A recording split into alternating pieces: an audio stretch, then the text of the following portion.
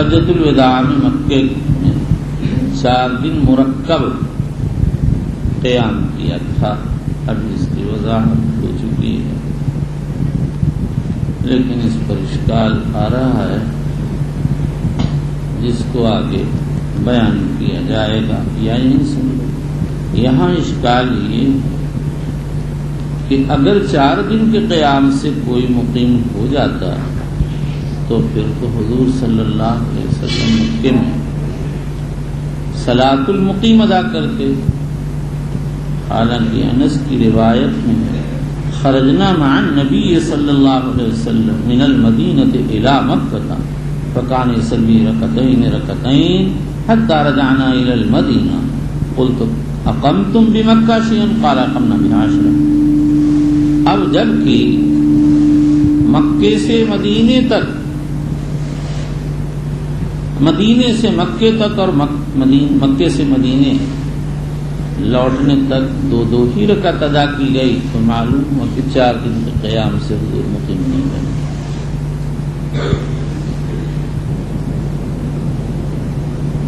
الا یہ کہا جائے کہ صلی رکعتین کا تعلق ذہاب و ایاب، جانے اور واپس آنے سے. مکے میں آپ نے جو نمازیں ادا کی ہیں اس کا بیان اس میں نہیں. اگر یہ ثابت ہو جائے کہ حضور صلی اللہ علیہ وسلم نے وہاں پر قیام کیا اور صلاۃ مقیم ادا کی تو پھر دعویٰ ثابت ہو جائے گا. اور اگر یہ ثابت نہیں ہوتا تو پھر دعویٰ ثابت نہیں ہوگا. اور بعض روایات میں وارد حضور صلی اللہ علیہ وسلم نے فرمایا اتموا یا اہل مکہ فإنا قوم صبر، اہل مکہ تم اپنی نماز پوری کر لو، ہم تو مسافر ہیں. اس کے بعد تو پھر کوئی گنجائش باقی ہی نہیں رہتی الا کہ اس کا تعلق غزوہ فتح سے ہو. واللہ تعالی اعلم. چلیے. وبالاسناد المتصل من الى امير المؤمنين في حديث رسول الله صلى الله عليه وسلم ابي عبد الله البخاري رضي الله تعالى عنه قال باب الصلاه بمنى. یہاں ایک اور بات ذرا سے قابل توجہ ہے، وہ یہ کہ امام بخاری نے انس اور ابن عباس کی دونوں حدیثیں ایک باب میں ذکر کی ہیں. اگر دونوں کا ایک سفر سے تعلق ہوتا تو ابن رشید کی بات ظاہر، لیکن یہ بالکل متعین ہے کہ انس کی روایت کا حجۃ الوداع اور ابن عباس کی روایت کا فتح مکہ سے تعلق.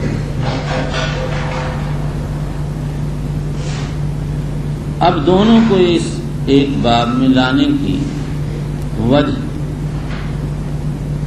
تعدد واقعہ کو تسلیم کرتے ہوئے وہی ہونی چاہیے جو حافظ ابن حجر نے بیان کی. لیکن سوال یہ ہے کہ امام بخاری رضی اللہ عنہ نے کتاب المغازی میں فتح مکہ کے بیان میں دونوں حدیثوں کو ایک ہی باب میں ذکر کیا. اس سے یہ سمجھ میں آتا ہے کہ بخاری دونوں کو ایک ہی سفر سے متعلق مان رہے ہیں.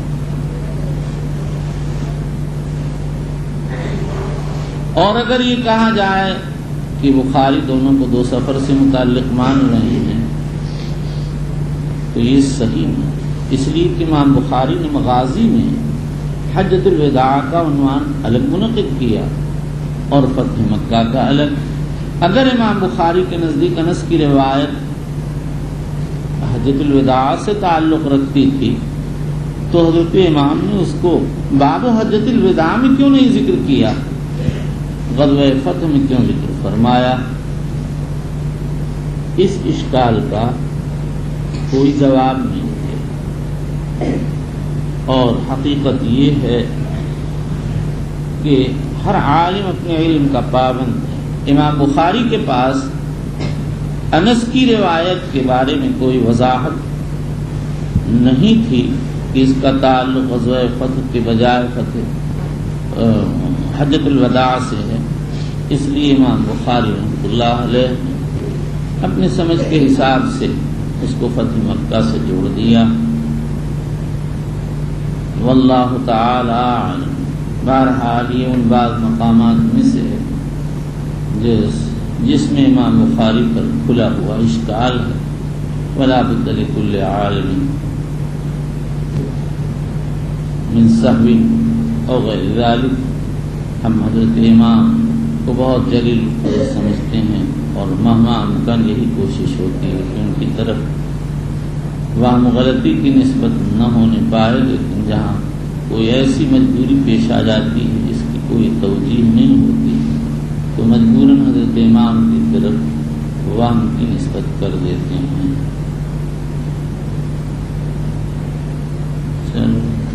وفي الاسناد المتصل منا الى امير المؤمنين في حديث رسول الله صلى الله عليه وسلم ابي عبد الله البخاري رضي الله تعالى عنه قال باب الصلاه بمنى۔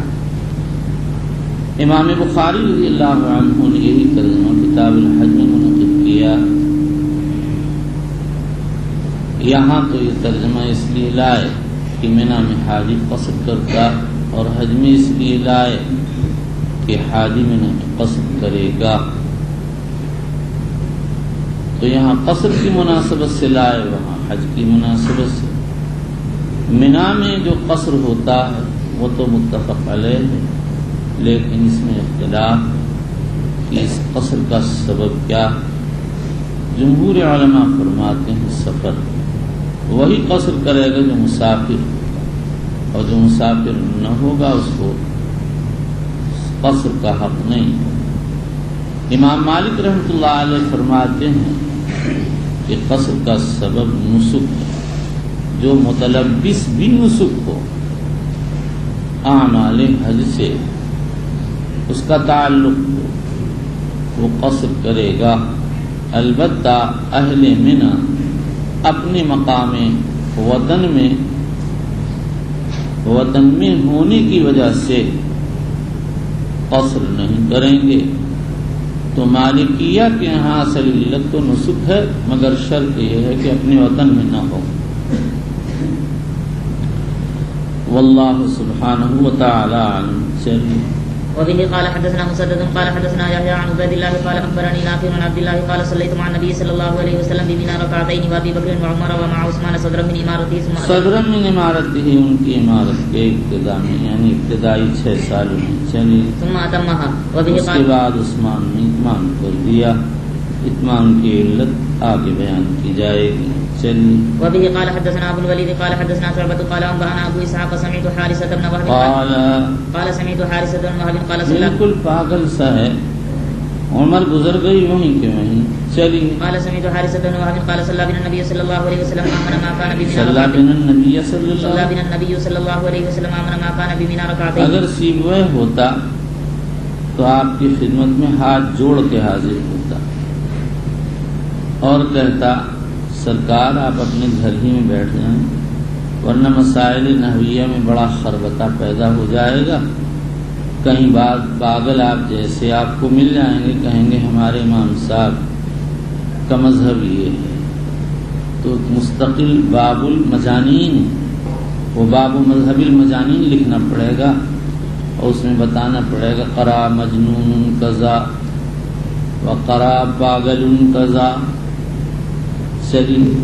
بہت بیچارہ سوچتا ہے کہ میں اتنا الو کیوں ہوں، کیا کرے گا۔ ہمارا ایک ساتھی تھا، کچھ اس نے حرکت کی تو کسی ساتھی نے ٹوکا، بہت ہی مزیدار طبیعت کا تھا، کہنے لگا 80 کوس پہ مورا گاؤں تبو نہ چھوٹا الو ناؤ۔ میں کہا تو الو ہے ہی۔ چلیے۔ وبه قال حدثني قتيبة قال ایسے ہی تھے بھائی، بہت اچھے مقرر، ہم تو کچھ بھی نہیں جانتے۔ چلیے۔ وبه قال حدثني قتيبة قال حدثنا عبد الواحد بن زياد۔ حضرت توقف بھی فرما لیا کریں، صلی بنا النبی صلی اللہ تعالی علیہ وسلم آمن ما کان بمنى رکعتین۔ حضرت کہ نبی اکرم صلی اللہ علیہ وسلم نے ہم کو منا میں انتہائی امن کی حالت میں 2 رکعت پڑھائی. حارثہ ابن وہب وغیرہ نے اس سے ان لوگوں پر رد کیا جو کہتے ہیں کہ قصر خوف کی حالت کے ساتھ خاص ہے، جیسے حضرت عائشہ رضی اللہ عنہ. وبه قال حدثني قتيبة قال حدثنا عبد الواحد بن زياد عن الأعمش قال حدثنا إبراهيم قال سمعت عبد الرحمن بن زيد يقول صلى بنا عثمان. زید غلط ہے، عبد الرحمن بن یزید ثواب. چلیے فيقول صلى بنا اور عثمان. صحیح پڑھا نا عبد الرحمن بن يزيد قال يقول صلى بنا عثمان بن عفان رضي الله تعالى عنه بمنى 4 ركعات فقيل في ذلك لعبد الله بن مسعود رضي الله تعالى عنه فاسترجع قال إنا لله وإنا إليه راجعون. چلیے ثم قال صليت مع رسول الله صلى الله عليه وسلم بمنى ركعتين وصليت مع ابي بكر الصديق رضي الله تعالى عنه بمنى ركعتين وصليت مع عمر بن الخطاب رضي الله تعالى عنه بمنى ركعتين فليت حظي من 4 ركعات ركعتان مقيلتان. انظروا إلى هذا الرجل الأديب الماهر الذي لا نظير له في العالم كيف أصلح هذه الكلمة متقيلتان والله ما سمعت بهذه الكلمة من 40 سنة إلى اليوم. إن هذا رجل أديب متقيلتان شمار کہیں کا. وہ عبداللہ ابن محمد ابو اسماعیل حلوی کہتا ہے انا حنبلی ما حییت وانما فوصیتی للناس ان یتحنبلوا. کہتے ہیں میں حنبلی ہوں اور اگر میں مر جاؤں تو لوگوں کو وصیت ہے سب حنبلی ہو جائیں گے. تو کہو انا شمارن کم بخت. چلیے متقبلتان متقیلتان کہاں سے شیخ تو نے کہاں سے بنایا یہ لغت؟ بہت دیر تک یہ بچہ سوچتا رہا. پہلے تو مارنے کا ارادہ کیا کہ اس کو کشتی پر سے چڑھا کے ادھر پھینک دیا. جب یہ نہ بن پایا تو اس نے ذرا سا اس میں امالہ کیا تاکہ میں سمجھ نہ پاؤں. لیکن مجبوراً جب میں نے پکڑ لیا تو ابھی بہت دیر سے میں تو تفریح کر رہا تھا، سوچتا رہا کہ مل جائے تو میں جلدی پڑھ دوں. میرے کم وقت کو ملا نقطہ غلط لگا ہوگا. پاگل یہ تو مشکات کی روایت ہے. چل تو متقبلتان. حضرت ابن مسعود رضی اللہ عنہ کا مقصد یہ ہے کہ ہم اس 4 میں سے صرف 2 مقبول رکعات کو چاہتے ہیں کیونکہ ہم نے حضور کے ساتھ اسی طرح سے پڑھا ہے. بعض روایات میں کسی نے کہا پھر آپ پڑھتے کیوں؟ فرمایا الخلاف شرط، خلاف شرط. اس سے معلوم ہوا ابن مسعود رضی اللہ تعالیٰ عنہ 4 رکعت کو جائز سمجھتے تھے، ورنہ کیوں 4 رکعات پڑھتے. اس سے یہ بھی معلوم ہوا کہ 2 پر اکتفا ایسا واجب نہیں کہ اگر کوئی 4 پڑھ لے تو نماز ہی نہ مانی جائے. اور اس طرح کے فتاوی آثار صحابہ اور احادیث سے واقفیت نہ ہونے کی بنیاد پر صادر ہوتے ہیں یا پھر تشدد کی وجہ سے. چلیے وبالاسناد المتصل منا الى امير المؤمنين في حديث رسول الله صلى الله عليه وسلم ابي عبد الله البخاري رضي الله تعالى عنه قال باب. حضرت شیخ کے ایک مرید ہیں، امریکہ میں وہ جماعت میں گئے، عالم تھے، تو وہاں کچھ عرب لوگ رہتے تھے. انہوں نے 4 رکعت پڑھائی. پھر حضرت کو لکھا کہ حضرت یہاں ڈر تھا کہ اگر میں 2 رکعت پڑھا دوں گا یہ ناواقف سمجھیں گے کہ ظہر عصر کی 2 ہی رکعات ہیں، اس لیے میں نے 4 پڑھا. حضرت نے لکھا کوئی حرج نہیں، ٹھیک ہے، علم اس کا نام. چلیے ان صاحب کا قصہ انہوں نے مجھ سے خود سنایا ہے، کوئی واسطہ نہیں بیچ میں، اور میں اٹرم شٹرم نہیں کہتا ہوں، جو یاد ہوتا ہے وہی کہتا ہوں. چلیے کہ ہمیں تو آپ چمار کہتے رہتے ہیں، وہ تو یاد کا جملہ تھوڑے ہے، وہ تو ویسے ہی ہوا میں اڑتا ہوا جملہ تھا، تمہارے اوپر لگا دیا، سب پر چپکا رکھا ہے. چلیے جناب مولانا اسماعیل صاحب رحمۃ اللہ علیہ نے ایک پرچہ رکھ رکھا. صفحہ کھولا، باب کھولا، صفحہ کھولا، باب کھولا. یہ متن ہے، اس کی کہیں کہیں آگے شرح آ رہی ہے. وہ شرح کیا ہے؟ الگ کاغذ پر. مطلب یہ ہے کہ ان دونوں پر جو لکھا ہوا اس کو الگ کاغذ پر نقل کیا جائے، کیونکہ یہاں غیر مرتب ہے. نہ مرتب نقل کیا نہ غیر مرتب. طویناہ علی غرہ کما فی نور الانوار. چلیے ہے نا، یہ نور الانوار میں جملہ ہے نا کاتب صاحب. بالکل حافظ ہے تو نور الانوار کا. ارے آسامی ہے نا نور الانوار میں، سوچ میں پڑ گیا.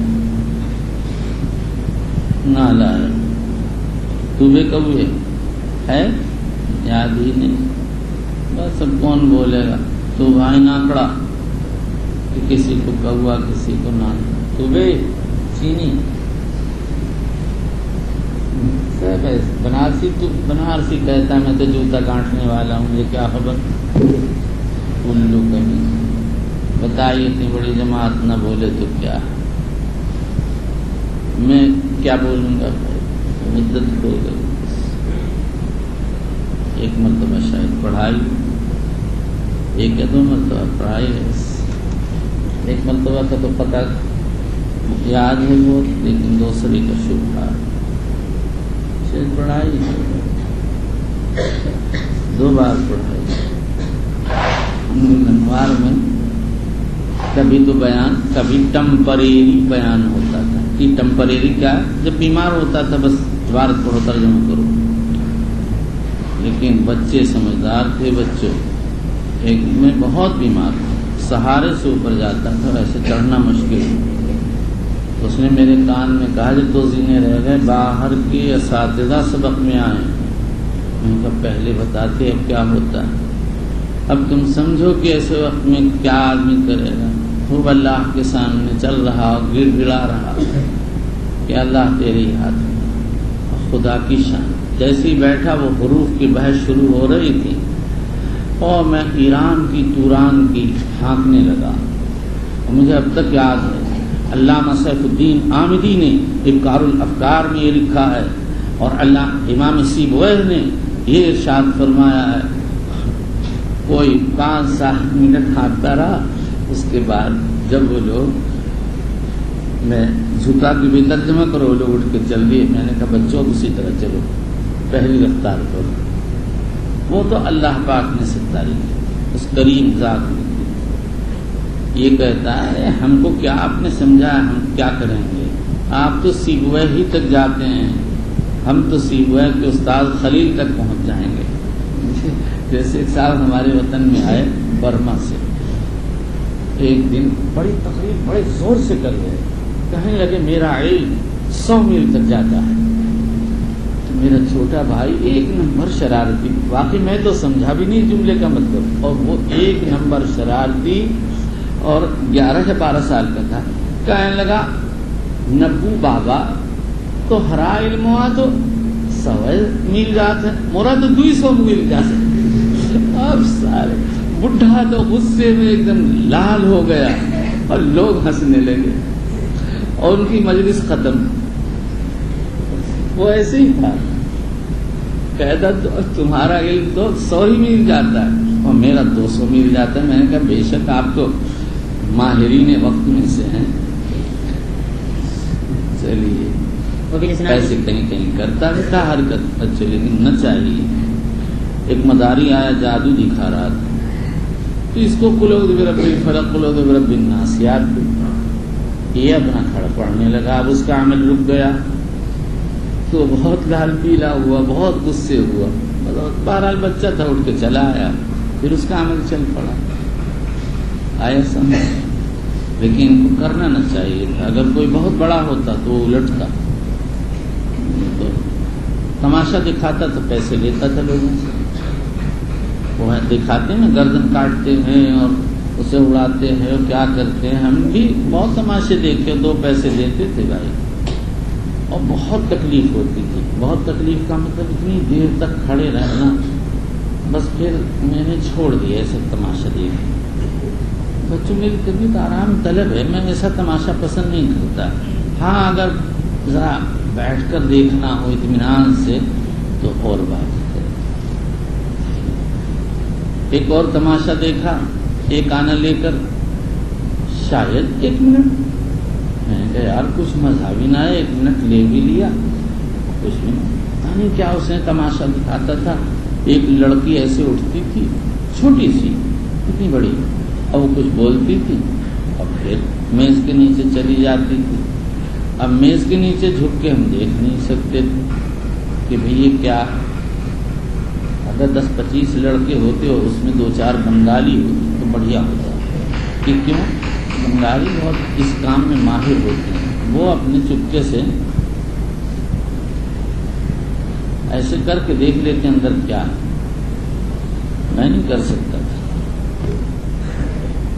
بس سب سے ایک شاید آدھا منٹ دکھاتا تھا، اور ایک آنا آدھا منٹ، ایک آنا آدھا منٹ، ایک آنا، کوئی نہ کوئی پھنستا ہی رہتا تھا مسلسل۔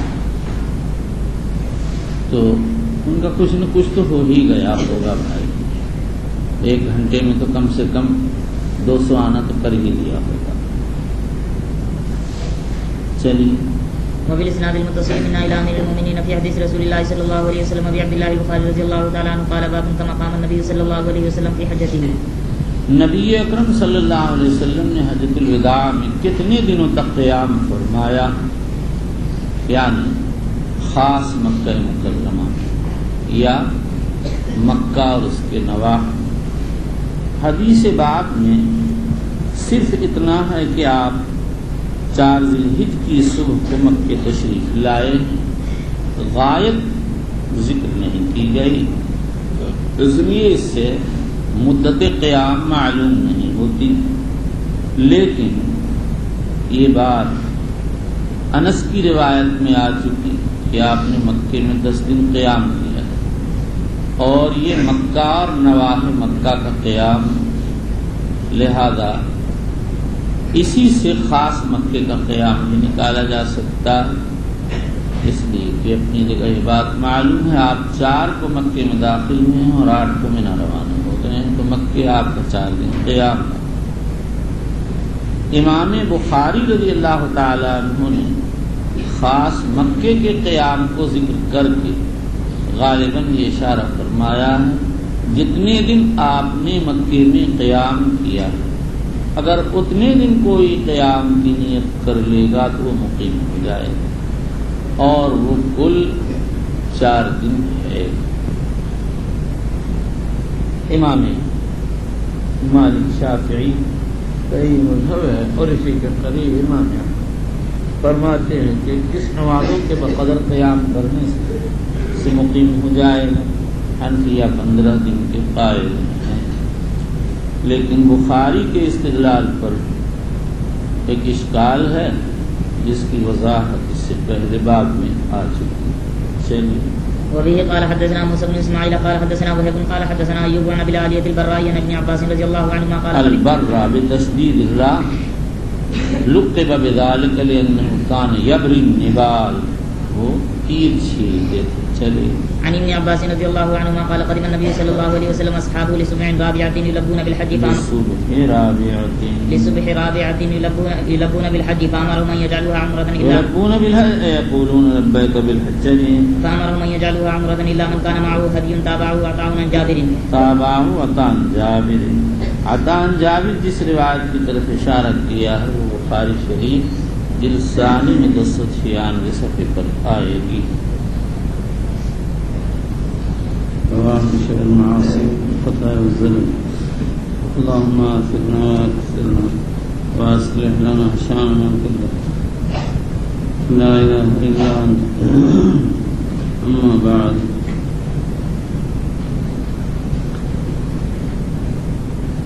وبالاسناد المتصل منا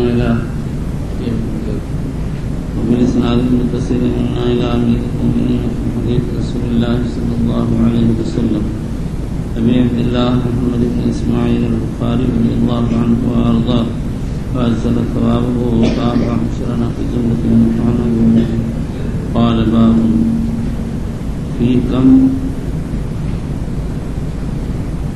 تقصر الصلاة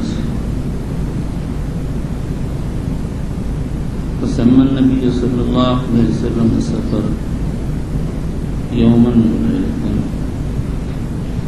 حضرت امام بخاری رحمۃ اللہ علیہ اس ترجمۃ الباب سے مسافت قصر کو بیان کرنا چاہتے ہیں. وہ مقدار جس کے سفر کرنے سے آدمی مسافر ہو جاتا کیا ہے؟ ابن جریر طبری ابن منذر نے اس میں تقریباً 20 اقوال نقل کیے. یہاں صرف مشہور اقوال ذکر کیے جاتے ہیں. داؤد ظاہری فرماتے ہیں ہر سفر میں قصر جائے قلیل ہوئے کثیر، حتیٰ کہ امام نووی لکھا 3 میل میں بھی جائز. اور ابن حزم ظاہری کہتے ہیں 1 میل میں بھی جائز. لیکن جمہور علماء ایک معین مقدار کے بعد اجازت دیتے ہیں. پھر اس کے بعد امام مالک، لیث بن سعد، اوزاعی، شافعی، احمد اسحاق فرماتے ہیں اگر کوئی آدمی 2 منزل سفر کرتا ہے جو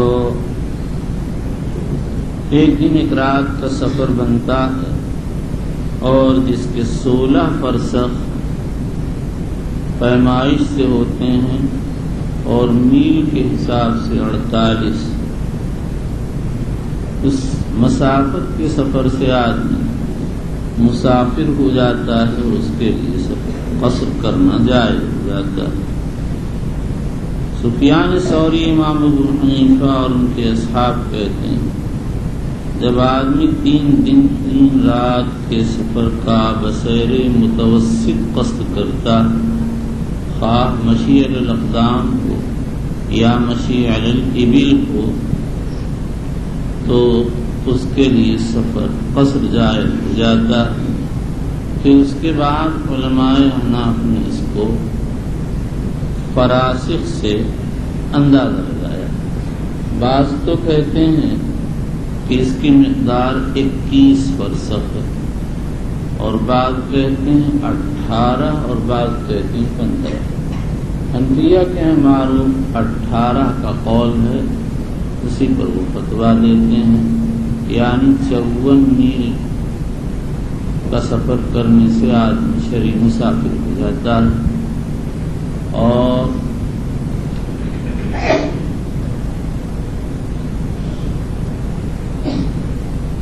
مجھ کو تو ایسا لگتا ہے بس حنفی اصول پر 15 والا قول لازم ہونا چاہیے.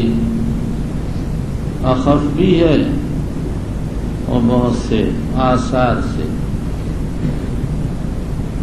تخفیف کی تائید ہوتی ہے. امام بخاری رحمۃ اللہ علیہ نے جمہور کے قول کو اختیار کیا اور فرماتے ہیں وَسَمَّى النَّبِيُّ صلی اللہ علیہ وسلم السفر یوم ولیلۃ. نبی اکرم صلی اللہ علیہ وسلم نے 1 دن 1 رات کے سفر کو سفر کہا. اس سے امام بخاری نے حنفیہ پر رد کیا ہے جو یہ کہتے ہیں کہ سفر 3 دن کی مسافت پتہ کرنے کا نام ہے. اور دلیل میں یہ پیش کرتے ہیں کہ نبی اکرم صلی اللہ علیہ وسلم مسافر کو 3 دن 3 رات مسح کی اجازت دی ہے. اور یہ مسح 3 دن 3 رات اسی وقت محقق ہوگا جب سفر کی مقدار 3 دن 3 رات ہو.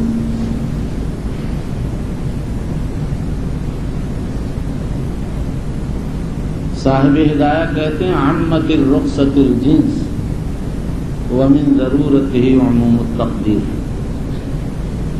یعنی رخصت مسح جن سے مسافر کو عام، ہر مسافر کو 3 دن کی رخصت حاصل، اور ہر مسافر 3 دن اسی وقت مسح کر پائے گا جب اس کا سفر بھی 3 دن کا. جمہور علماء فرماتے ہیں کہ حدیث شریف کا مقصد صرف یہ ہے کہ مسافر کو 3 دن کے لیے رخصت دی جاتی ہے،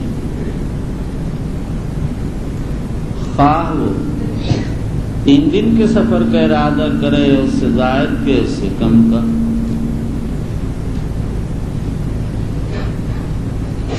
اور اس کی دلیل یہ ہے کہ شارع علیہ السلام نے سفر کا اطلاق 3 دن سے کم پر بھی کیا ہے، 1 دن پر 1 رات پر، 1 دن 1 رات پر، 2 دن پر 2 رات پر، 2 دن 2 رات پر، 3 رات پر، 3 دن پر۔ احادیث میں سفر کا اطلاق وارد ہوا۔ ظاہر ہے کہ ان روایات میں جو اختلاف ہے اس کا منشا صرف یہ ہے کہ حضور صلی اللہ علیہ وسلم صحابہ کو یہ بتایا، امت کے سامنے یہ واضح کیا کہ حکم کا تعلق ہر مسافر سے خواہ سفر قلیل ہو یا کثیر۔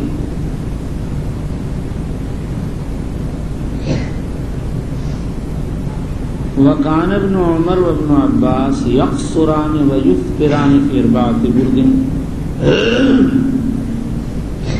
ابن عمر و ابن عباس 4 برید میں قصر کرتے تھے اور روزہ افطار کر دیتے تھے،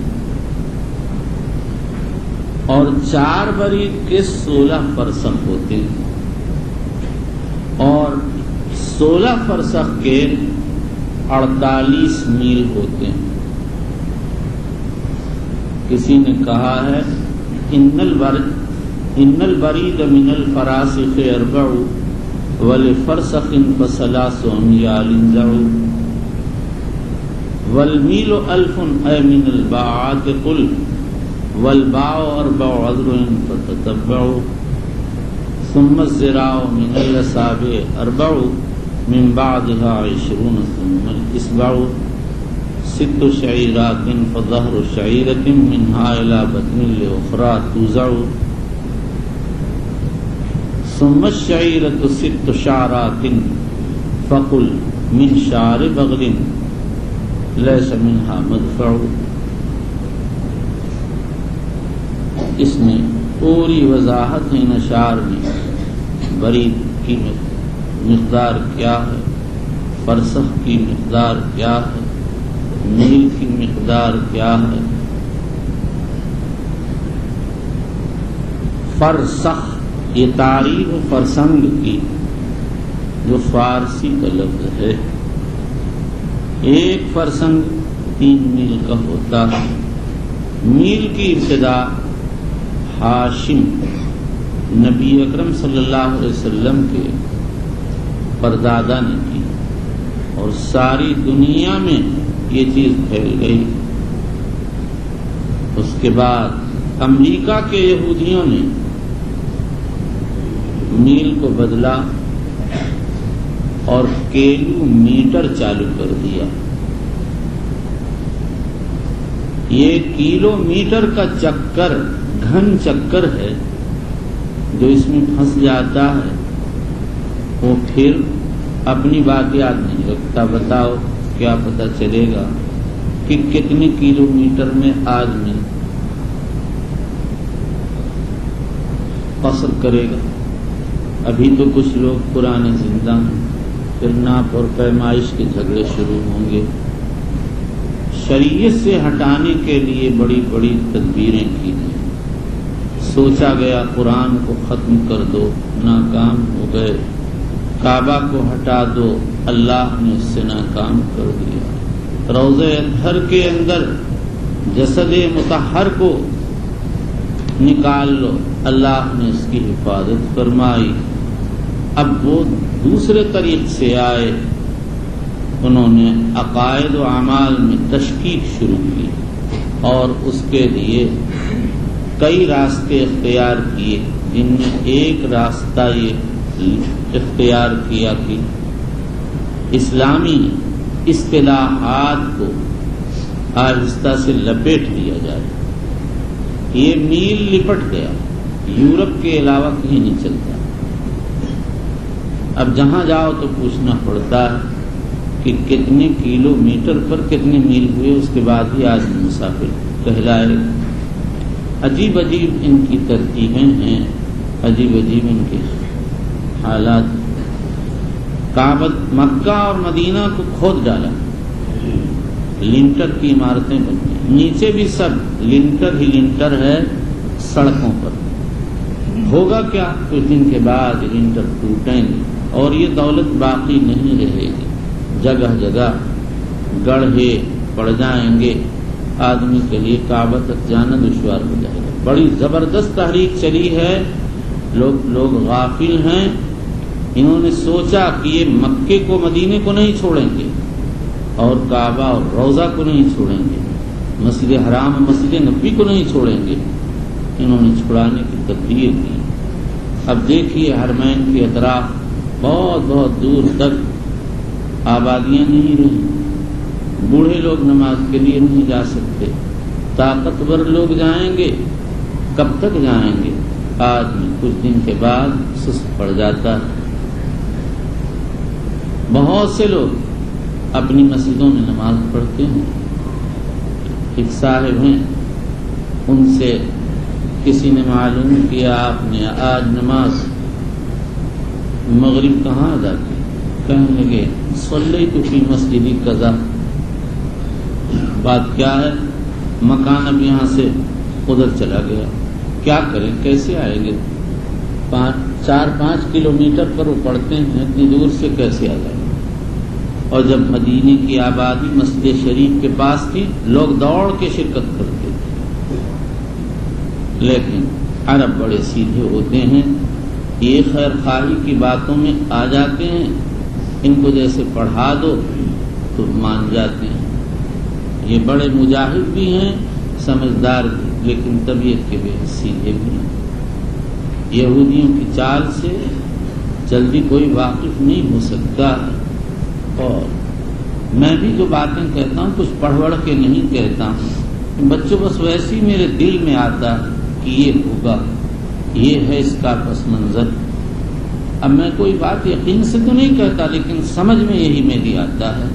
اور شاید تم میں کوئی زندہ رہے میرے بات دیکھ بھی لوگے کہ فلاں جگہ ٹوٹ گئی، وہاں کھدڑ پڑ گیا، فلاں جگہ ٹوٹ گئی، وہاں گڑھے پڑ گئے، یہ سب سنو گے اور بات اپنی آنکھوں سے دیکھیں گے۔ ہم تو اب جانے والے ہیں، معلوم نہیں کتنے دن باقی رہ گئے ہیں۔ تم لوگوں سے کہیں روزے کا چندہ کرتے ہیں، کہیں نماز کا، ایک صاحب عقل کل کہتے ہیں۔ یہ وضاحت کی جائے کہ روزے چاہیے یا روزے کا ثواب؟ ارے احمق، روزہ چاہیے، شوقت کہیں کا، وہ تو جب ثواب ملے گا تو روزہ بھی ملے گا، لیکن اصل وہی ہے۔ میں رکھواتا اس لیے بچوں میں نے کہا تھا میرے روزے سب بہت گڑبڑ ہیں، تو میں چاہتا ہوں کچھ چندہ مل جائے تاکہ جتنی کمی ہے کچھ تو پوری ہو جائے۔ میں نے رکھا ایک مرتبہ 4-5 مہینے روزہ مسلسل، لیکن پھر میری ہمت ٹوٹ گئی، میرے اندر اتنی طاقت نہیں رہی۔ 9 بجے کے بعد ایسا لگتا تھا جیسے میرا سر خشک، سینہ خشک۔ 2 مہینے تک بہت ہی میں نے مجاہدے کیے، لیکن پھر ہمت ہی اپنی ہوتی۔ تو میں نے سوچا بھائی فوج سے کہیں بھائی ذرا مدد کرو، مارچ کرو، اس میدان کو فتح کر لو۔ کہ یہ تو ظاہریہ کے مسلک پر ہوا۔ ہاں، میں ظاہریہ کے مسلک کو اختیار کیے ہوئے ہوں۔ من مات وعلیہ صیام صام عنہ ولیہ، نص قاطع ہے۔ لوگ تعویل کرتے ہیں، ظاہریہ اس کو ظاہر پر رکھتے ہیں، ہم کو بھی ظاہر ہی پر رکھنا بظاہر ظاہر معلوم ہوتا ہے۔ چلیے بسم اللہ الرحمن نہ یہ گئے ہوتے کلچی لے کر اتنی بڑی، نہ مجھے اتنی باتیں کرنی پڑتی۔ یہ خبتی دماغ انجینئر صاحب، دیکھیں انجینئر بننے کا بڑا شوق اور اتنی بھی عقل نہیں،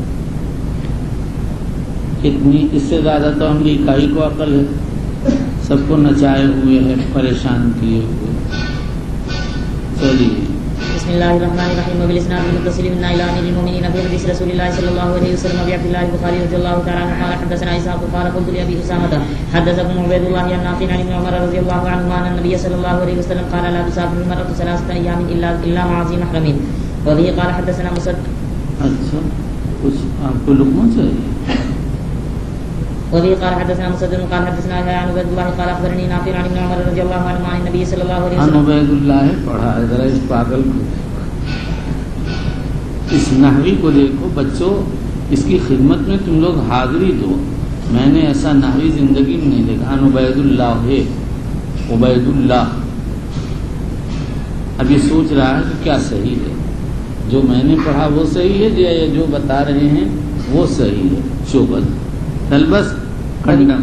وبه قال حدثنا مسدد. جب تجھے کوئی پوچھے نحو پڑھانا کبھی اور تو غلطی کرنا، کہہ دینا اے میں سیبوئے، لڑکے کہیں گے وہ تو مر چکے ہیں. اے پاگل، کوئی ایک ہی سیبوئے ہوتا ہے. چلیے عبید اللہ پڑھ لیجیے. وبه قال حدثنا مسدد قال حدثنا يحيى عن عبيد الله قال اخبرني نافع عن ابن عمر رضي الله عنهما عن النبي صلى الله عليه وسلم قال لا تسافر المرأة 3 الا معها ذو محرم. تابعه احمد عن ابن المبارك عن عبيد الله عن نافع عن ابن عمر رضي الله عنهما عن النبي صلى الله عليه وسلم.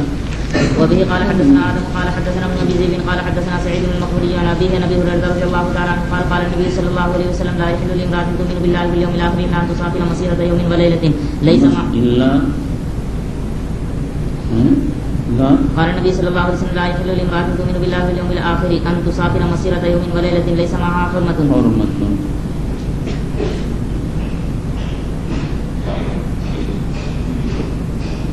اس میں روایات میں اس میں اختلاف ہے کہ عورت کے لیے تنہا سفر کی اجازت،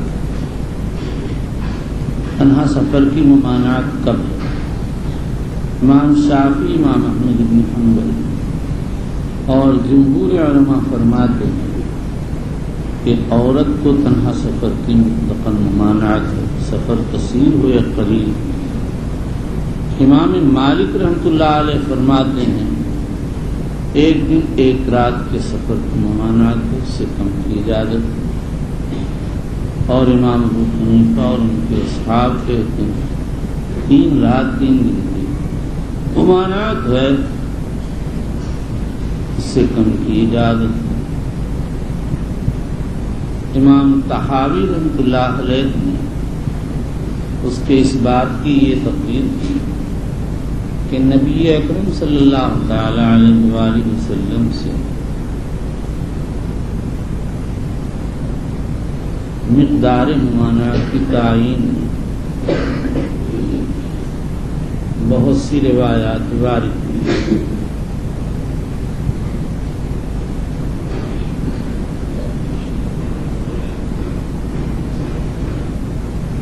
میں کہتا ہوں ایک روایت میں یوم، دوسری میں لیلتن، تیسری میں یوم و لیلتن، چوتھی میں یومین اور 5ویں میں لیلتین، اور 6ٹھی روایت میں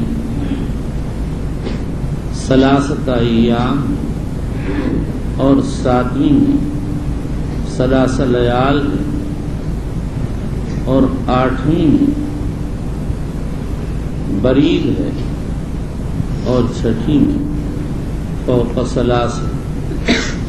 یہ سب روایتیں یا تو صحیحین یا احد الصحیحین میں. صرف لیلتین کی روایت طحاوی میں اور برید کی ابو داؤد میں. امام طحاوی یہ کہتے ہیں کہ اگر ہم 3 ایام کی روایت پر عمل کر لیں گے، ہم کو لے لیں گے تو ساری روایتوں پر عمل ہو جائے گا. اس لیے کہ 3 کے اندر 1 یوم 1 رات 2 یوم 2 رات سب داخل.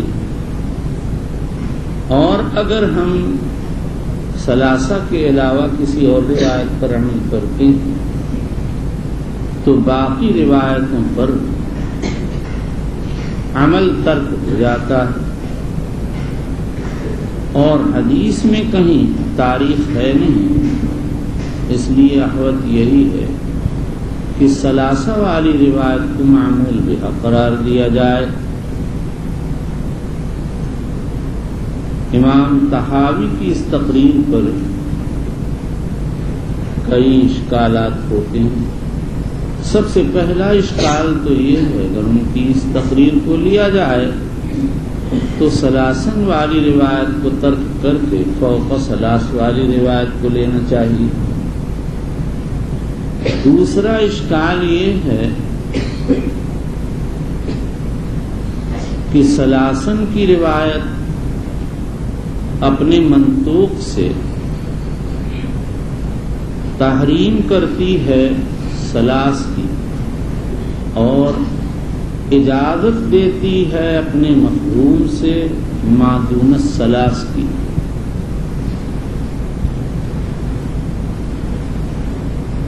اور حنفیہ مفہوم سے استدلال کے قائل ہیں۔ اور اگر امام طحاوی کی مسلک کو لے کر مفہوم کو حجت مان لیا جائے اور یہی جمہور کا مسلک بھی ہے تو اب تیسرا اشکال یہ ہے کہ ثلاث کی روایت کے مفہوم سے ما دون الثلاث کی اجازت معلوم ہے اور تو محرم کو ترجیح ہوگی۔ اس لیے جیسے 3 دن کا سفر ناجائز، 2 دن اور 1 دن کا سفر بھی ناجائز ہوگا، یہاں پہنچ کر علامہ ابن حمام جیسا بحاث انسان پریشان ہو گیا اور کہنے لگے کہ امام ابو حنیفہ اور یوسف سے ایک روایت 1 دن کے سفر کی کراہت منقول ہے۔ حقیقت یہ ہے کہ یہاں جمہور علماء ہی کا مسئلہ راجح ہے۔ علماء نے قاعدہ لکھا ہے کہ جہاں نہی کے سلسلے میں 2 طرح کی احادیث ہوں، ایک مطلق دوسری مقید، تو ایسی صورت میں مطلق کو معمول بہا بنایا جائے گا، اس پر عمل کرنے سے مقید پر عمل خود بخود ہو جائے گا۔ دیکھو حضرت نبی کریم صلی اللہ علیہ وسلم سے عورت کے تنہا سفر کرنے کی ممانعت کی روایات 2 طرح کی، بعد میں لا تسافر امرأۃ بلا قید وارد اور بعد میں یوم ولیلہ وغیرہ کی قیود وارد ہوئی ہیں۔ اب اگر ہم پہلی روایت کو معمول بہا بناتے ہیں اور کہتے ہیں عورت کے لیے تنہا سفر کی کوئی گنجائش نہیں ہے، لا فی مسافت مدت طویلہ ولا فی مدت قصیرہ، تو اس کے عموم میں 1 دن 2 دن 3 دن 3 دن سے زائد سب داخل ہو جائیں گے۔ امام بخاری رضی اللہ تعالی عنہ نے یہاں پہنچ کر یہ روایت جو پیش کی ہے یوم ولیلہ کی، اس سے انہوں نے بڑے لطیف انداز سے حنفیہ پر رد کیا ہے۔ تم کہتے ہو سفر 3 دن سے کم کا نہیں ہوتا، حالانکہ حضور صلی اللہ علیہ وسلم نے 1 دن 1 رات کے سفر کو سفر کہا ہے۔ معلوم ہوا کہ کم پر بھی سفر کا اطلاق ہوتا ہے۔ چلیے تابعه يحيى بن ابي كثير وسهيل بن مالك عن ایسا لگتا ہے ہوا سے اڑ جائے گا سب، کچھ دیر کے لیے ہوا کو ہوا کر دو، یعنی ہاں بندی کر دو۔ آج برسات بہت ہوئی ہے، دیکھو نہیں پڑھنے والا بھی بیمار، پڑھانے والا بھی بیمار، میڈ ان بیمار کمپنی کیسے کام چلے گا؟ یہ بیچارہ جو ہے اتنا بڑا لپیٹے ہوئے ہے۔ چلیے ادھر والوں کا نہیں دیکھو، وہ اچھوت برادری ہے، اس کو چھوڑو چھوڑ دو۔ چلیے تابعه يحيى بن ابي كثير بڑے خوش ہو رہے ہیں بچے کہ ہمارے لیے ہوا چلی رہے کم وقت تو تمہیں اچھوت بھی تو کہہ دیا ہم نے. چلیے اچھوت کسے کہتے ہیں؟ حمزہ نفی کا ہے اور چھوت کے معنی چھونا ہے. اچھوت او مچھوت تو نجس ہے. یہ منطق ایجاد کی تھی برہمنوں نے جب یہ داخل ہوئے ہیں درہ خیبر سے ہندوستان میں، تو انہوں نے اپنے کو تو پوتر کہا، سب سے اونچا کہا، اور باقی کو کہتے تھے یہ لوگ سب نجس ہیں، ان کو نہ چھونا چاہیے نہ انہیں چھوئیں. اسی لیے جب کوئی چمار ان کی مندر میں چلا جاتا ہے تو اس کو دھوتے اور پاک کرتے. یہ تو ایک اسلام ہے. ایک ہی صف میں کھڑے ہو گئے محمود و ایاس، نہ کوئی بندہ رہا اور نہ کوئی بند نواز. اور اذان دینے کے لیے کون مقرر ہوئے تھے؟ بلال حبشی رضی اللہ تعالی عنہ. چلیے تابعه يحيى بن ابي كثير وسهيل بن مالك عن المقبوري عن ابي هريره رضي الله تعالى عنه وبالاسناد المتصل من الى امير المؤمنين في حديث رسول الله صلى الله عليه وسلم عبد الله البخاري. یہاں متابعت سے متابعت کی متن مراد ہے، متابعت کی سند مراد ہے.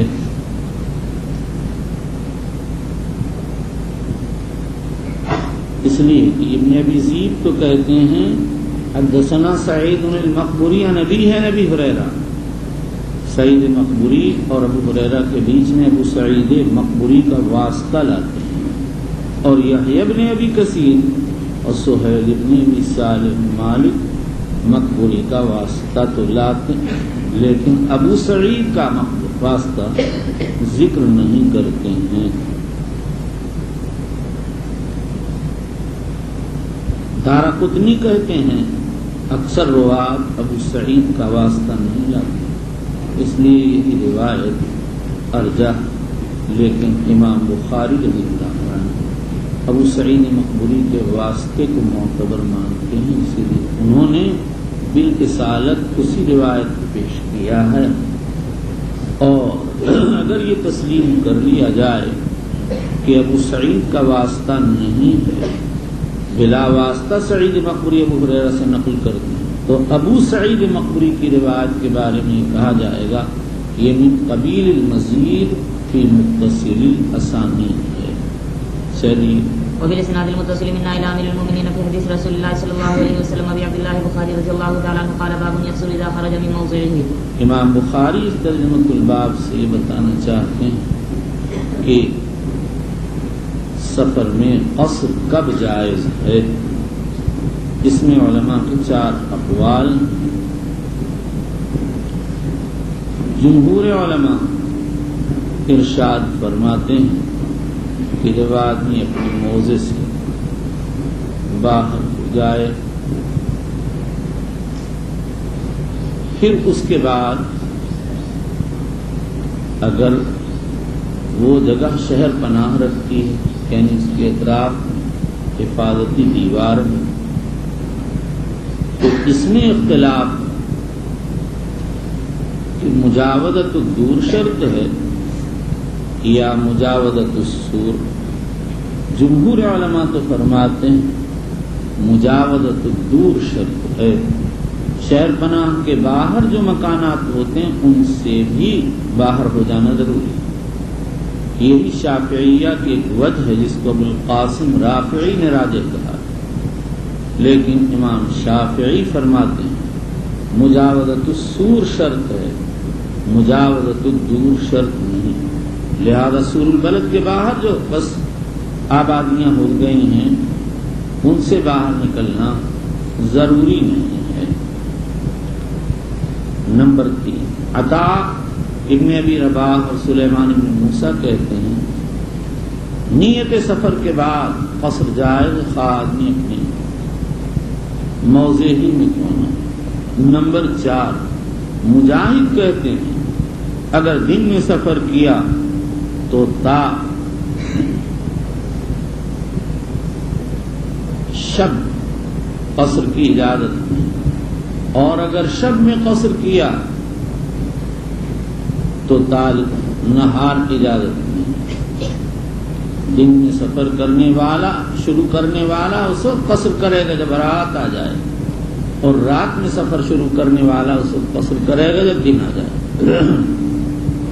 امام بخاری رضی اللہ عنہ نے جمہور علماء کا مسلک اختیار کیا، کہتے ہیں موضع سے باہر ہو جانا شرط ہے، اس کے بعد ہی قصر کر سکتا ہے، اور اس سے زائد کچھ بھی شرط نہیں۔ امام نے اس سے ان تمام لوگوں پر رد کر دیا جو اس کے خلاف کے قائل۔ چلیے وبه قال وخرج علي بن ابي طالب فقصر وهو يرى البيوت فلما رجع قيل له حضرت علی رضی اللہ تعالی عنہ جب شام تشریف لے جا رہے تھے، کوفہ سے باہر ہوتے ہی قصر کر لیا، حالانکہ کوفہ کے مکانات نظر آ رہے۔ فلما رجع قیل له هذه الكوفہ قال لا حتى، جب واپس ہوئے تو قصر سے نماز پڑھی، لوگوں نے کہا سامنے تو کوفہ ہے، فرمایا لا اعلان تم حتى ندخلها۔ چلیے وبه قال حدثنا ابو معين قال حدثنا سفيان عن محمد بن المنكدر وابراهيم بن ميسرة عن انس بن مالك رضي الله تعالى عنه قال صليت الظهر مع رسول الله صلى الله عليه وسلم بالمدينة 4 والعصر بذي الحليفة ركعتين۔ وبه قال حدثنا عبد الله بن دیکھیے حضور نے قصر کب کیا؟ جب مدینہ چھوڑ کر ذوالحلیفہ پہنچے۔ چلیے وبه قال حدثنا عبد الله بن محمد قال حدثنا سفيان عن الزهري عن عروة عن عائشة رضي الله عنها قالت الصلاة أول ما فرضت ركعتان فوقف الصلاة السفر وثم صلاة الحضر۔ فأقر صلاة السفر، صلاة السفر کو باقی رکھا گیا اور صلاة حضر میں کا اتمام کر دیا گیا۔ صلاة حضر کا اتمام ہجرت کے بعد آیا ہے، جیسا کہ بخاری شریف ابواب ہجرت میں حضرت عائشہ کی اسی حدیث میں تصریح وارد ہوئی ہے، اور اس اتمام کا تعلق معاصر الفجر والمغرب سے ہے، جیسا کہ ابو داؤد ابن خزیمہ وغیرہ کی روایات تصریح ہے۔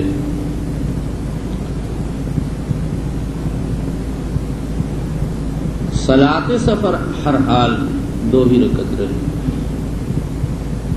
قال الزهري فقلت لعروة فما بال عائشة تتم قال تأولت ما تأول عثمان۔ جب زہری نے عروہ سے حدیث سنی تو پوچھا آخر کہ حضرت عائشہ ہی اس حدیث کو نقل کرتی ہیں تو اس کے خلاف اتمام کیوں کرتی ہیں؟ عروہ نے کہا کہ حضرت عائشہ رضی اللہ تعالی عنہ نے تعویل کر لی جیسے حضرت عثمان نے تعویل کی، یعنی عثمان بھی اتمام کرتے تھے اور تعویل کرتے تھے۔ اب وہ تعویل کیا ہے اس کے بیان میں اختلاف ہے۔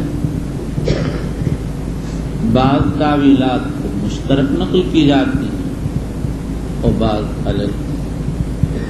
تعویل مشترک حضرت امام شافعی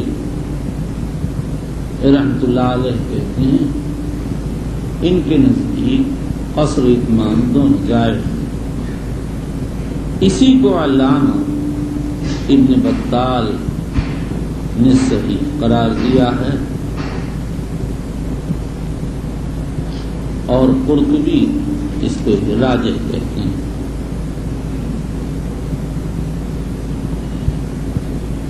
نمبر 2، بعض علماء یہ فرماتے ہیں کہ مسافر کی دو شکلیں ہوتی ہیں۔ ایک شکل تو یہ ہے کہ سفر جاری، اور دوسری شکل یہ ہے کہ کہیں منزل ہو جائے۔ ان دونوں حضرات کا مسلک یہ تھا کہ اگر سفر جاری ہو اور راستے میں نماز پڑھی جائے تو قصر کیا جائے گا، اور اگر کہیں منزل کر لی گئی تو پھر اتمام کیا جائے گا۔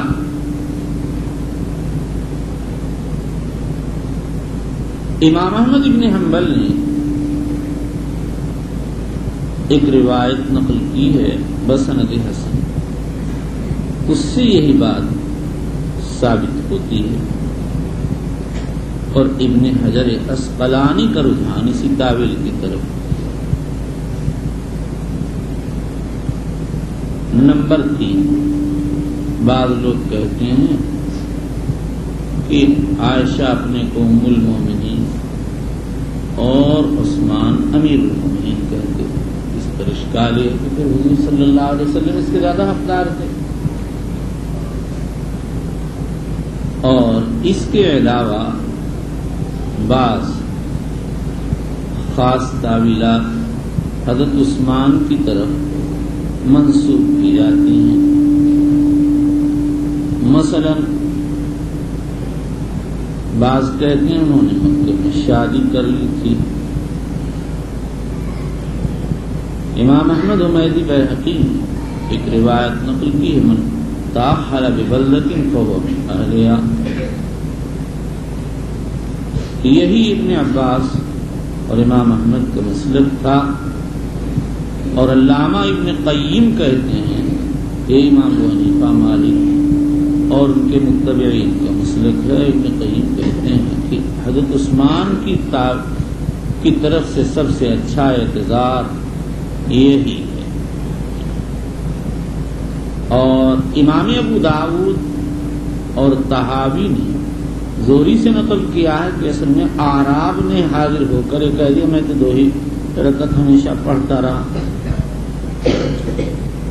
طحاوی نے اس پر اعتراض کیا کہ اعراب تو عہد نبوت میں زیادہ تھی. حافظ ابن حجر کہتے ہیں کہ عہد نبوت میں کوئی اشکال نہیں پیش آیا تھا. کسی اعرابی اور بدو نے کچھ کہا نہیں تھے. عثمان کے زمانے میں کہہ دیا تھا. اس لیے عثمان نے ان کی رعایت کی. اور امام ابو داؤد اور طحاوی نے زہری سے روایت کیا کہ حضرت عثمان نے اقامت کی نیت کر لی تھی. اسی کو طحاوی نے راجح قرار دیا. لیکن یہ تعویل کہاں ہوئی؟ اقامت کی نیت سے تو آدمی مقیم ہو جاتا ہے اور مقیم کے لیے اتمام جائز ہو جاتا ہے. پھر تعویل کی کیا ضرورت؟ چلیے. وبالاسناد المتصل من الى امير المؤمنين في حديث رسول الله صلى الله عليه وسلم ابي عبد الله البخاري رضي الله تعالى عنه قال باب يصلي المغرب ثلاثا في السفر. امام بخاری رحمۃ اللہ علیہ فرماتے ہیں نماز مغرب میں قصر نہیں ہے. وہاں سفر میں 3 رکعت پڑھی جائے گی یعنی جیسے حضر میں 3 رکعت پڑھی جاتی ہے. اور مسند احمد میں عمران کی روایت میں الا المغرب یعنی مغرب کا استثناء وارد ہوا ہے. ابو الخطاب ملک عادل نے اس نے ملک کامل نے ابو الخطاب نے دہیا سے پوچھا کہ کیا مغرب میں قصر ہے؟ تو انہوں نے اپنی سند سے ایک روایت پیش کی اور قصر کو ثابت کیا. بعض علماء نے ابن دہیا کو اختلاف کی طرف منسوب کیا یعنی انہوں نے اپنی طرف سے روایت کر دی. مگر سبھی لوگ یہ بات کہتے ہیں کہ وہ نقل میں مجازفت تو کرتے تھے مگر اختلاف اور غلط بیانی نہیں کر سکتے ہیں. حضرت علامہ کشمیر مولانا انور شاہ فرماتے ہیں ابن دہیا کو اشتباہ لگ گیا. طبرانی نے معجم کبیر میں ایک روایت نقل کی ہے. ایک مرتبہ موسیٰ اشعری نے مغرب کی نماز پڑھائی 2 رکعت پر سلام پھیر دیا اور جب کہا گیا تو 3 رکعت پوری کی. اندازہ یہ ہے کہ امام ابن دہیا کو روایت پوری مستحضر نہیں تھی. انہوں نے اس ناقص روایت سے یہ سمجھ لیا کہ مغرب میں بھی قصر ہے. چلیے. وبه قال حدثنا ابو اليماني قال اخبرنا شعيب بن الزهري قال اخبرني سالم بن عبد الله بن عمر رضي الله عنهما قال رايت رسول الله صلى الله عليه وسلم اذا اعجله السير في السفر يؤخر المغرب حتى اعجله السير جب ذلت میں ڈال دیتا تھا چلنا چلیے حتى يجمع بينها وبين العشاء. قال سالم قال عبد الله بن عمر قال اذا اعجله السير سب میں درد ہو رہا ہے سر موٹے پسینہ مجھے بھی آ رہا ہے لیکن میں عجیب غریب انسان اگر کھول دوں ابھی تکلیف سب لپیٹ کے بیٹھا ہوں. چلیے. وزاد الله قال حدثني يونس بن شهاب قال سالم كان ابن عمر يجمع بين المغرب والعشاء بالمزدلفة. قال سالم واخر ابن عمر المغرب وكان استصرخ على امراته صفية على صفية اور ان کو بلایا گیا تھا استغاثے کے لیے ان کی بیوی صفیہ بنت ابی عبید کی بیماری میں. فقلت له الصلاة فقال سر حتى صار ميلين وثلاثة ثم نزل فصلى ثم قال هكذا رأيت النبي صلى الله عليه وسلم يصلي إذا أعدله السير. وقال عبد الله رأيت النبي صلى الله عليه وسلم إذا أعدله السير يقيم المغرب فيصليها ثلاثا ثم يسلم ثم قل ما يلبس حتى يقيم العشاء فيصليها ركعتين ثم يسلم ولا يسبح بعد العشاء حتى يقوم من جوف الليل. وبالإسناد المتصل منا إلى أمير المؤمنين في حديث رسول الله صلى الله عليه وسلم أبي عبد الله البخاري رضي الله تعالى عنه قال باب صلاة التطوع على الدواب حيثما توجهت به. صلاۃ التطوع علی الدواب. امام بخاری رضی اللہ تعالیٰ عنہ نے ابواب تقسیم الصلاۃ میں ابواب تطوع، ابواب صلوات علی الدواب، جمع بین الصلاتین کو اس لیے ذکر فرمایا ہے کہ یہ سب سفر ہی میں پیش آتا ہے، اور اس لیے کہ صلاۃ علی الدابہ میں قصر قیام پایا جاتا ہے اور جمع بین الصلاتین قصر وقت. اس کے بعد صلاۃ علی الدواب کا مسئلہ، صلاۃ علی الدواب کے مسئلے میں تھوڑا سا اختلاف، اور وہ اختلاف یہ ہے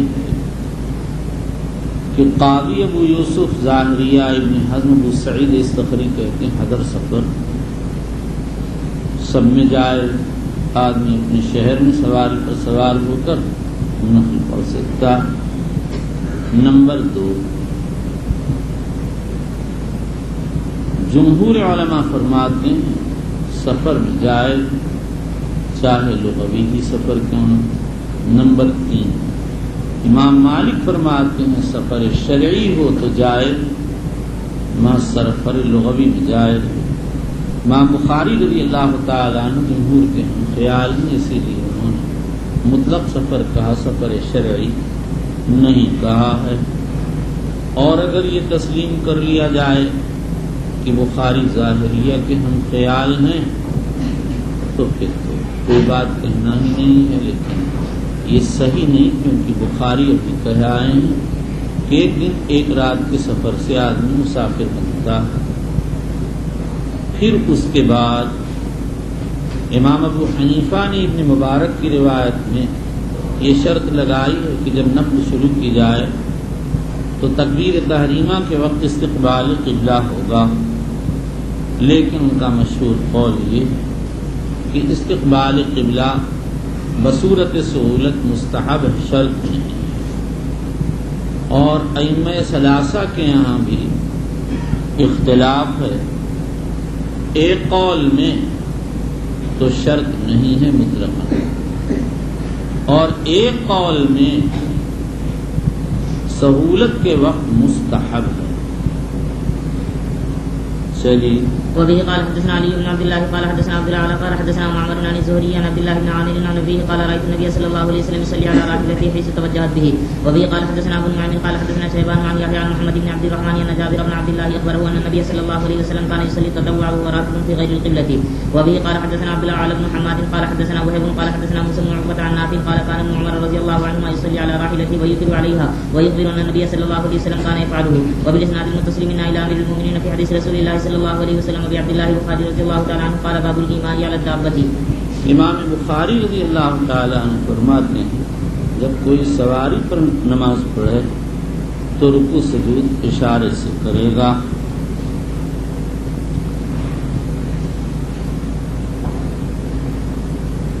آیا اگر کوئی شخص سواری پر نماز پڑھ رہا تو رکوع سجود کے لیے اشارہ کرے گا یا حقیقی رکوع سجود کرے گا؟ حنفیہ مالکیہ کہتے ہیں صرف اشارہ کرے گا. شافعیہ حنابلہ کہتے ہیں اگر رکوع سجود پر قدرت نہ ہو تو اشارے پر اکتفا کرے، اور اگر حقیقتاً رکوع سجود کر سکتا تو پھر رکوع سجود کرنا پڑے گا. امام بخاری رضی اللہ عنہ قول اول کے قائل ہیں، ان کے نزدیک سواری پر اشارہ کر لینے کافی. چلیے. وبه قال حدثنا موسى بن اسماعيل قال حدثنا عبد العزيز بن مسلم قال حدثنا عبد الله بن دينار قال كان عبد الله بن عمر رضي الله عنهما يصلي في سفره على راحلته اينما توجهت به يومي. وذكر عبد الله ان النبي صلى الله عليه وسلم كان يفعله. وبالاسناد المتصل منا الى امير المؤمنين في حديث رسول الله صلى الله عليه وسلم ابي عبد الله البخاري رضي الله تعالى عنه قال باب ينزل للمكتوبه.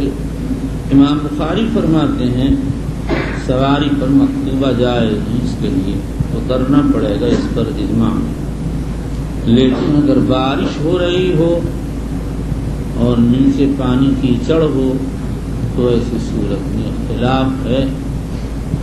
حنفیہ کہتے ہیں سواری پر نماز جائز ہے. مسئلہ پہلے ہم بتا چکے. چلیے. وبه قال حدثنا يحيى بن بكير قال حدثنا ليس عن غير عن ابن شهاب بن عبد الله بن عامر بن ربيعة أن عامر بن ربيعة أخبره قال رأيت رسول الله صلى الله عليه وسلم وهو على اسی طرح سے مطلوب اس سے مستثنا ہے، جیسا کہ ابواب خوف میں بتایا جا چکا. چلیے. وهو على راحلته يسبح يومي براسه قبل أي وجه توجه ولم يكن رسول الله صلى الله عليه وسلم يصنع ذلك في الصلاة المكتوبة. وقال ليس حدثني يونس عن ابن شهاب قال سالم كان عبد الله يصلي على دابته من الليل وهو مسافر ما يبالي حيث كان وجهه.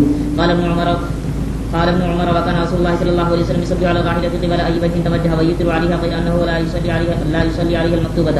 وبه قال حدثنا معاذ بن فضالة قال حدثنا هشام عن يحيى عن محمد بن عبد الرحمن بن ثوبان قال حدثني جابر بن عبد الله أن النبي صلى الله عليه وسلم كان يصلي على راحلته نحو المشرق فإذا أراد أن يصلي المكتوبة نزل فاستقبل القبلة.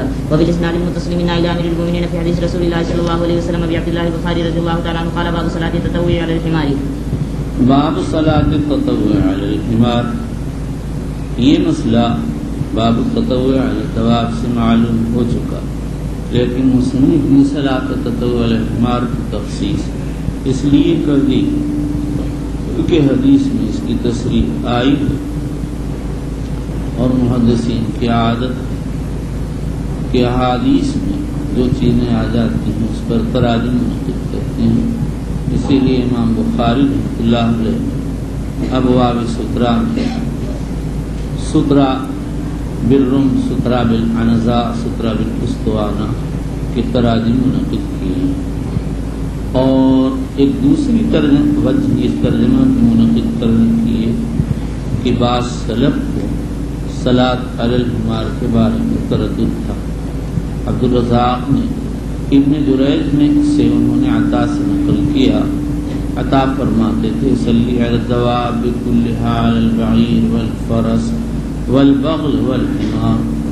تو ابن جریج نے عطا سے پوچھا وعلی الحمار؟ قال وعلی الحمار.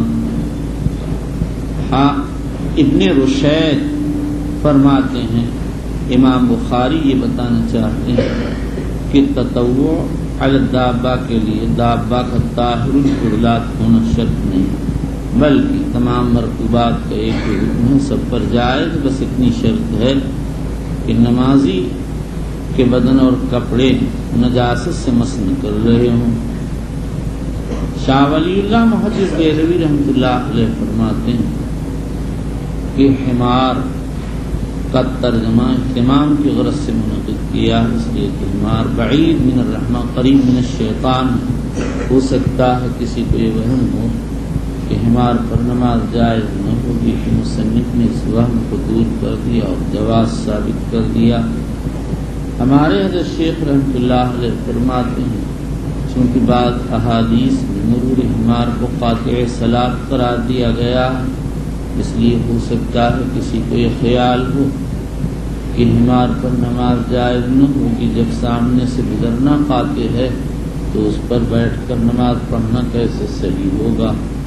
امام بخاری رحمۃ اللہ علیہ نے اس کا جواز بتا دیا اور یہ اشارہ کر دیا کہ حمار کا قاطع صلاۃ ہونا مسلم نہیں ہے.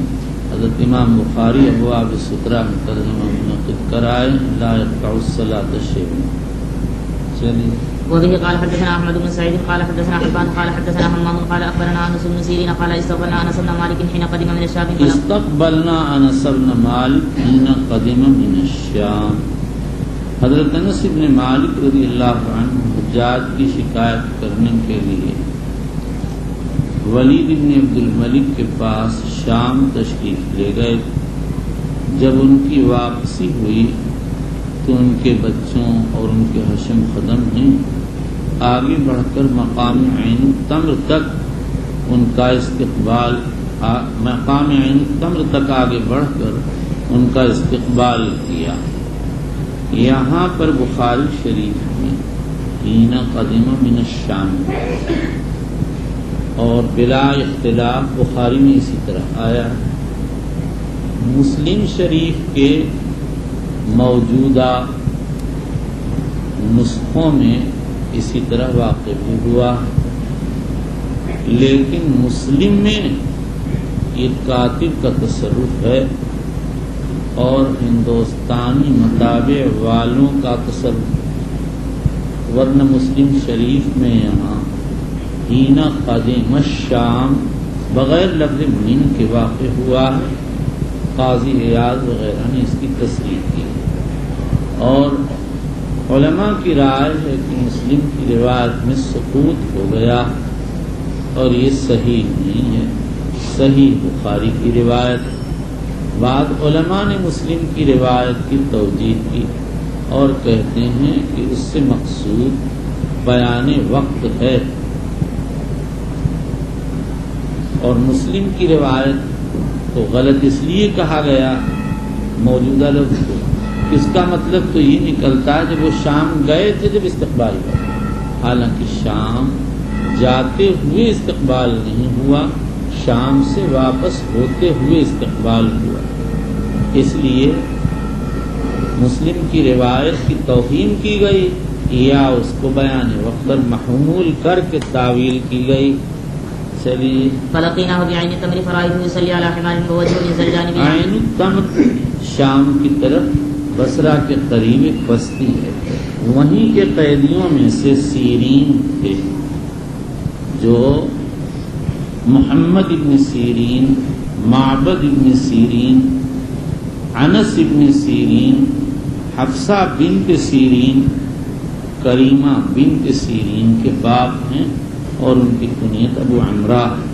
چلیے، فرأيته يصلي على حمار ووجهه من ذا الجانب يعني يسار القبلة فقلت رأيتك تصلي لغير القبلة فقال لولا أني رأيت رسول الله صلى الله عليه وسلم لولا أني رأيت رسول الله صلى الله عليه وسلم يفعله لم أفعله رواه لولا أني رأيت رسول الله صلى الله عليه وسلم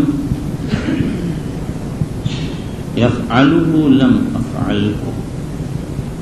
محققین علماء فرماتے ہیں صلاۃ علی الحمار حضرت انس کا فعل ہے، نبی اکرم صلی اللہ تعالی علیہ وسلم کا فعل نہیں ہے۔ حافظ ابن حجر عسقلانی نے یہاں مقام تحقیق سے ہٹ کر بعض روایات کا سہارا لے لیا اور کہتے ہیں کہ بعض روایات میں تصریح ہے کہ حضور نے حمار پر نماز پڑھی۔ امام مسلم نے بطریق عمرو بن یحییٰ المازنی ابن عمر کی روایت نقل کی، رأیت النبی صلی اللہ علیہ وسلم یصلی علی حمار وهو متوجہ الی خیبر، لیکن امام نسائی کہتے ہیں عمرو بن یحییٰ کی کسی نے متابعت نہیں کی، یصلی علی حمار وہی کہتے ہیں، کوئی اور نہیں کہتا، دوسرے لوگ تو علی راحلتہ ہی کہتے ہیں۔ دارقطنی کہتے ہیں عمرو بن یحییٰ کی روایت غلط ہے، معروف علی راحلتہ یا علی البعیر ہے، اور ثواب یہ صلاۃ علی الحمار انس کا فعل ہے، نبی اکرم صلی اللہ تعالی علیہ وآلہ وسلم سے ثابت نہیں ہے، اسی لیے بخاری نے عمرو بن یحییٰ کی روایت اپنی کتاب میں درج نہیں کی۔ حافظ ابن حجر نے ایک اور روایت پیش کی، کہتے ہیں سراج نے بطریق ابن سعید انس نقل کیا انہ رأى النبی صلی اللہ علیہ وسلم يصلي على حمار وهو الى خیبر واسنادہ حسن۔ میں کہتا ہوں لیکن اس روایت کو مرفوعا نقل کرنا شاذ ہے۔ امام بخاری نے تاریخ کبیر میں پہلے روایت مرفوعہ نقل کی، اس کے بعد فرماتے ہیں وقال مالک وعبد الوارث یحییٰ انہ رأى انسا وهو اصح، یعنی یہ روایت موقوفہ اصح ہے، روایت مرفوعہ نہیں۔ میں کہتا ہوں مالک کی جس روایت کی طرف بخاری نے اشارہ کیا ہے موطا امام مالک میں موجود ہے۔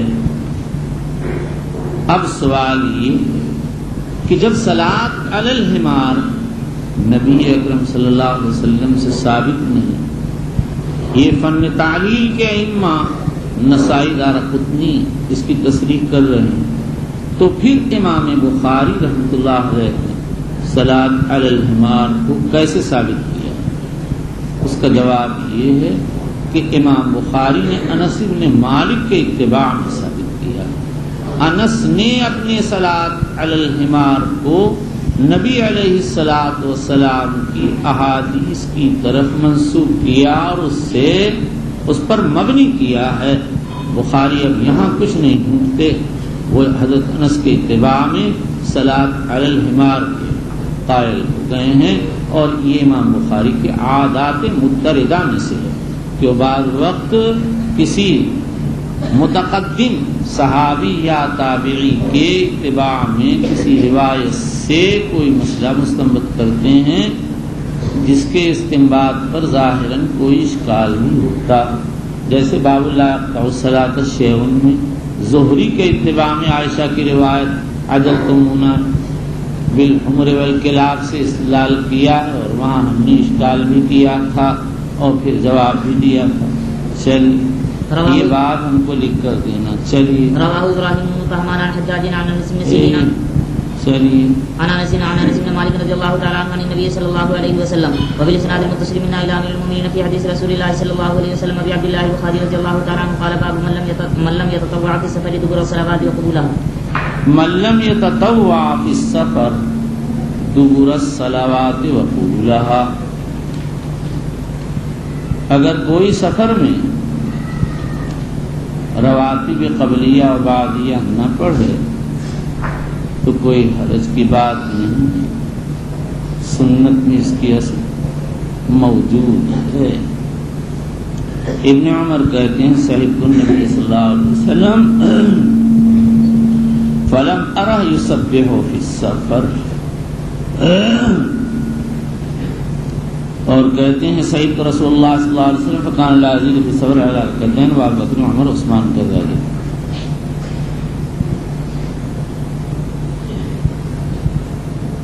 سفر میں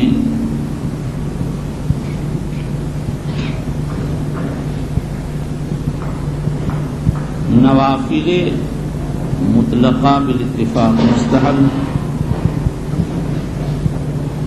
اور رواتب کا تاخد بالاتفاق ختم ہو جاتا ہے، لیکن آگے یہ اختلاف ہے کہ سفر میں سنن رواتب پڑھی جائیں گی یا نہیں۔ ابن عمر رضی اللہ عنہ تو ترک کے قائل اور جمہور علماء فعل کو مستحب کہتے ہیں، یہی حنفیہ کا ایک قول ہے۔ حنفیہ دوسرے قول میں ترک کو افضل کہتے ہیں، اور فقیہ ابو جعفر حمدوانی کہتے ہیں اگر کوئی نازل ہو تو فعل افضل ہے، اور سائر ہو چل رہا ہو تو ترک افضل ہے۔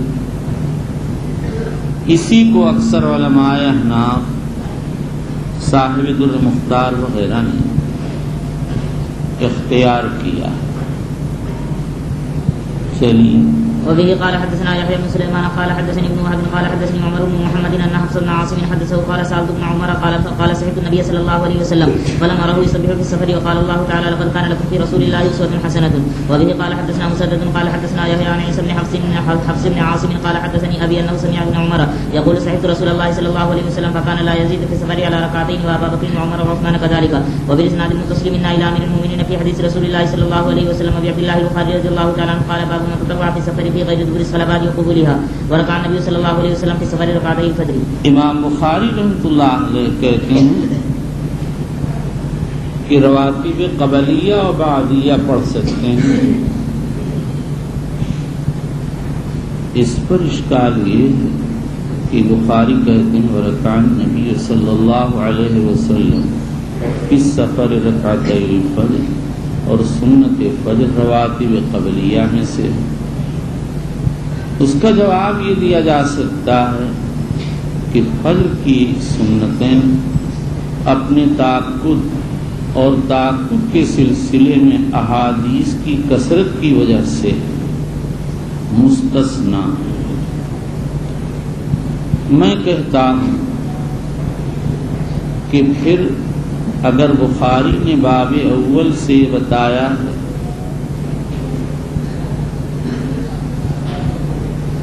کہ رواتب قبلیہ و بعدیہ نہیں پڑھی جائیں گی، اور اس باب سے یہ بتایا ہے کہ نوافل مطلقہ پڑھی جائیں گی اور سنت فجر، تو مصنف کو اتنا لمبا چوڑا ترجمہ منعقد کرنے کی کیا ضرورت تھی؟ سیدھے یہ کہہ دینا چاہیے تھا پہلی جگہ من لم یتطوع بالرواتب الا الفجر، اور یہاں فرما دیتے باب التطوع بغیر الرواتب۔ یہ دور الصلوات و قبلہ کا لفظ لانے کی کیا ضرورت؟ صحیح بات یہ ہے کہ ہمارے ہندی نسخوں میں دونوں جگہ وقبولہ کا اضافہ بخاری کے بعد نسخ کے اتباع میں آ گیا ہے، لیکن یہ نسخہ مرجوع بلکہ غیر صواب۔ نسخہ صحیحہ میں دونوں جگہ وقبولہ کا لفظ نہیں ہے۔ اس صورت میں پہلے ترجمے کا مقصد تو یہ ہوگا کہ سفر میں رواتب بعدیہ نہیں ہے، اور اس ترجمۃ الباب کا مقصد یہ ہے کہ سفر میں غیر رواتب بعدیہ پڑھی نہیں، اور پھر اس کے دو فرق ہیں، ایک نوافل مطلقہ اور دوسرے سنت قبلیہ۔ امام بخاری نے ورکع النبی صلی اللہ علیہ وسلم فی سفر رکعتي الفجر لا کر یہ اشارہ فرما دیا کہ سنن قبلیہ میں فجر کی سنتیں ثابت ہیں، لہذا اب حاصل یہ نکلا کہ نوافل مطلقہ پڑھی جائیں گی اور سنن قبلیہ میں سنت فجر پڑھی جائے گی۔ حضرت امام بخاری نے یہ دو تراجم منعقد کر کے روایات مختلفہ میں جمع کیا۔ نوافل کی سفر کے بارے میں جو روایات وارد ہیں ان میں سے بعض میں تو مطلق نفی آئی اور بعض میں اس بات آیا۔ امام بخاری رضی اللہ عنہ نے باب اول سے بتا دیا کہ نفی کا تعلق رواتب بعدیہ سے، اور اس باب سے یہ بتا دیا کہ اس بات کا تعلق نوافل مطلقہ اور فجر کی سنت قبلیہ سے ہے۔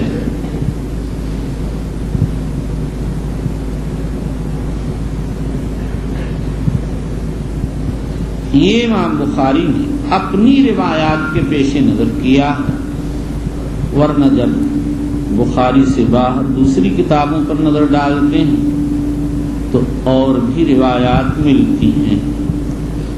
مثلا امام ترمذی نے ابن عمر کی ایک حدیث نقل کی، اس میں مغرب کے بعد 2 سنتیں پڑھنے کا ذکر ہے۔ اسی طرح سے مغرب کے علاوہ دوسری نمازوں میں 2 سنت پڑھنے کا ذکر ہے۔ اسی لیے بعض علماء نے جمع بین الروایات کے لیے دوسرا طریقہ اختیار کیا۔ ابو جعفر حمدوانی کے مذہب سابق سے جمع یہ نکلتا ہے کہ نفی کا تعلق سائر سے ہے، جو چل رہا ہو وہ سنتیں نہیں پڑھے گا، اور اس بات کا تعلق نازل سے ہے، وہ سنتیں پڑھ لے گا۔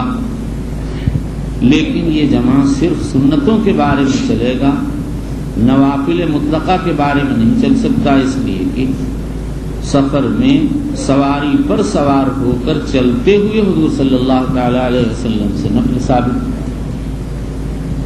اس لیے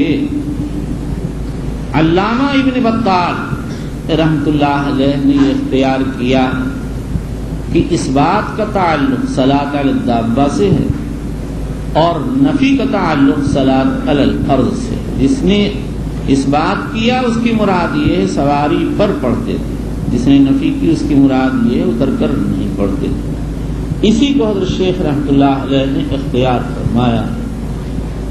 یہ باب بھی ہم کو لکھ کر دینا پورا، دونوں، پہلا باب بھی یہ باب بھی۔ چلیے ہر سال اس باب کو کہتا ہوں لکھ کر دے دو، بس رہی جاتا ہے۔ چلو وبه قال حدثنا حفص بن عمر قال حدثنا شعبة عن عمرو بن مرة عن النبي ليلى قال ما أخبرنا أحد أنه رأى النبي صلى الله عليه وسلم صلى الضحى غير أم هاني ذكرت أن النبي صلى الله عليه وسلم يوم فتح مكة اغتسل في بيتها فصلى 8 ركعات فما رأيت صلى صلاة أخف منها غير أنه يتم الركوع والسجود. وقال ليس حدثني يونس عن ابن شهاب قال حدثني عبد الله بن عامر بن ربيعة أن أباه أخبره أنه رأى رسول الله صلى الله عليه وسلم صلى الصبيحة بالليل في السفر على ظهر راحلته. صبح نافلہ، صبح کی تصغیر ہے، صبح کہتے ہیں تسبیح کو، نفل کو تسبیح اس لیے کہتے ہیں کہ تسبیحات بھی نفل ہیں۔ چلیے على ظهر راحلته حيث توجهت به. وبه قال حدثنا ابو اليماني قال اخبرنا شعيب بن الزهري قال اخبرني سالم بن عبد الله عن ابن عمر رضي الله عنهما ان رسول الله صلى الله عليه وسلم كان يصبح على ظهر راحلته حيث كان وجهه يومي براسه وكان ابن عمر يفعله. وبالاسناد المتصل منا الى امير المؤمنين في حديث رسول الله صلى الله عليه وسلم وابي عبد الله البخاري رضي الله تعالى عنه قال باب الجمع في السفر بين المغرب والعشاء. امام بخاری نے اس ترجمۃ الباب سے جمع بین الصلاتین کی سفر کا مسئلہ بیان کیا، اور حضرت امام نے اس کے لیے آئندہ بھی تراجم منعقد کیے ہیں، اس لیے کہ اس کا تعلق تو عشاءین سے ہے، اور مسئلہ سفر عصرین سے بھی تعلق رکھتا ہے۔ ان کے مقصد کی وضاحت بعد میں کی جائے گی، یہاں پر ہم مذاہب نقل کرتے ہیں۔ امام ابو حنیفہ صاحبین حسن بصری نقی کہتے ہیں الفاظ مزدلفہ حقیقی جمع جائز نہیں، الفاظ مزدلفہ کے علاوہ حقیقی جمع جائز نہیں۔ امام مالک سے منقول ہے کہ مکروہ، جمہور علماء جواز کے قائل۔ پھر اس کے بعد امام شافعی احمد فرماتے ہیں مطلقاً جائز، جمع تقدیم یا تاخیر۔ یہی امام مالک کی ایک روایت مشہورہ ہے۔ امام مالک رحمہ اللہ تعالی اور لیث بن سعد فرماتے ہیں یختص بمن جد به السیر،